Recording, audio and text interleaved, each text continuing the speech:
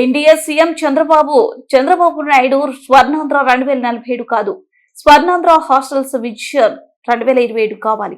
ఎప్పుడో 22 ఏళ్ల తర్వాత పరిస్థితి గురించి కాదు, ఇప్పుడు జరిగిన బిడ్డలు పడుతున్న బాధల గురించి పట్టించుకోవాలి. 2047 వరకు ఎదురు చూసే పరిస్థితి లేదు.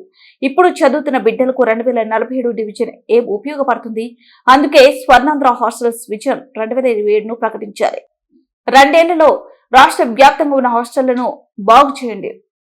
హాస్టల్లో మౌలిక వసతులు మెరుగుపరచండి. మీరు మౌలిక సదుపాయాలు కల్పించకపోతే కాంగ్రెస్ పార్టీ పక్షాన ఉద్యమం చేస్తాం. అన్ని సంక్షేమ హాస్టళ్లను సందర్శిస్తాం. హాస్టళ్లలో బిడ్డలతో సంతకాల సేకరణ చేపడతాం.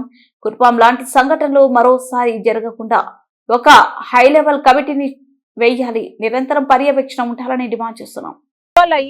ఏం ఆలోచిస్తారు? మేము ఒక జైల్లో ఉన్నాము, కనీసం బాత్రూమ్ లో కూడా నీళ్లు లేవు, ఫుడ్ లేదు, కనీసం తాగడానికి కూడా మంచి నీళ్లు లేవు అని ఈ బిడ్డలు అనుకునే పరిస్థితికి వస్తుంది. అందుకే చెప్తున్నాం, చంద్రబాబు గారు, కూటమి సర్కార్కి మీరు ఫోకస్ పెట్టాల్సింది 2047 మీద కాదు, ఇప్పుడు ఈ బిడ్డ భవిష్యత్తు గురించి ఆలోచన చేయండి. అందుకే కాంగ్రెస్ పార్టీ మీకు 2 సంవత్సరాలు టైం పెట్టుకొని మరి మీరు ఒక కార్యక్రమం చేపట్టాలని కాంగ్రెస్ పార్టీ డిమాండ్ చేస్తుంది. స్వర్ణాంధ్ర హాస్టల్స్ 2027 అంటే 2027 కల్లా మన రాష్ట్రంలో ఉన్న అన్ని ఎస్సీ, ఎస్టీ, బీసీ హాస్టళ్లను మొత్తము ఎన్నున్నాయో అన్నిటినీ మెరుగుపరచాల్సిన అవసరం ఉంది. ఒక హాస్టల్లే కాదు, ప్రభుత్వం నడుపుతున్న స్కూళ్ళు అయితేనేమి, కాలేజీలు అయితేనేమి, ఎస్సీ, ఎస్టీ, బీసీ, మైనారిటీ బిడ్డలకు నడుపుతున్నది ఏదైనా సరే మెరుగుపరచాల్సిన బాధ్యత ప్రభుత్వానికే ఉంది. ఇది వెంటనే ప్రభుత్వం చేపట్టాలని కాంగ్రెస్ పార్టీ డిమాండ్ చేస్తుంది. మీరు చేపట్టని క్రమంలో కాంగ్రెస్ పార్టీ కూడా త్వరలోనే ఒక క్యాంపెయిన్ కూడా టేకప్ చేయబోతున్నాం. కాంగ్రెస్ పార్టీకి సంబంధించి ప్రతి నాయకుడు, ప్రతి కార్యకర్త కూడా